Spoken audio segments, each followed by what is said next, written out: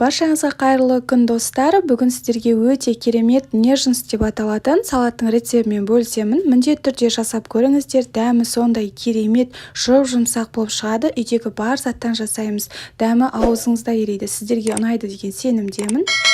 Ең алдымен бізге тауықтың төс еті қажет болады. Егер сізде ол болмаса, тауықтың сан етін қолдансаңыздар да болады.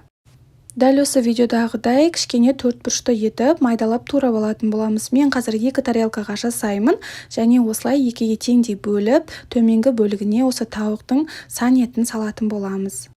Дәл осы видеоның астына описание бөлімінде толық рецептін жазып қалдырамын, сол жерден қарай аласыздар. Қасығымызбен бетін тегістеп алғаннан кейін бетіне аздап тұз себеміз және де майонезімізді дәл осылай құйып шығатын боламыз. Майонезіңізді кондитерский мешокқа салып алсаңыз, осылай салуға өте ыңғайлы болады. Екінші кезекте бізге қайнаған картоп қажет болады. Бір тарелкаға бір картоп кетеді. Осылай үкіштің көмегімен өткізіп аламыз да, қасықтың көмегімен осылай бетіне салып шығатын боламыз. Егер сізге ыңғайлы болса, бірден тарелканың үстіне үкіштен өткізсеңіз де болады. Дәл осылай әдемілеп салып шығамыз. Үстіне кішкене тұзымызды сеуіп, майонезімізді құйып шығатын боламыз.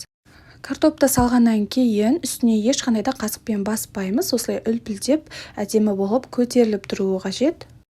Құрметті менің көрерменім, менің каналымда көптеген өте оңай жасалатын салаттың рецептері өте көп. Дәл осы видеоның астына описание бөліміне қалдыратын боламын, сол жерден қарай аласыздар.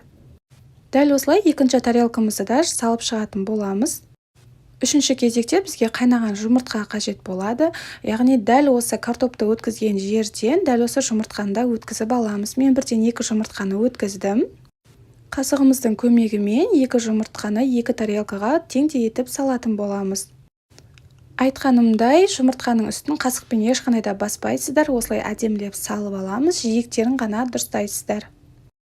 Жұмыртқамызды салғаннан кейін тұз бен майонезді да ұмытып кетпейміз.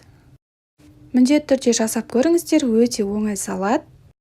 Ең соңында бізге осындай сыр қажет болады. Үкіштің ең майда көзінен өткізіп, осы тарелканың бетіне салатын боламыз. Немесе бірден үкіштің көмегімен тарелканың бетіне салсаңыздар да болады.